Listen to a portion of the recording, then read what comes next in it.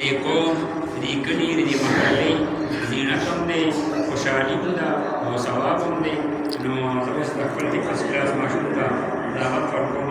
چې راشي او هغه باندې تلاوت د کلام پاک پیش کړي بیا به نعتواني وکړي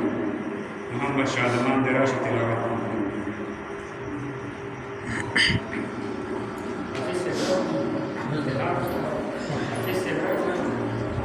سيب شاه زمان ورا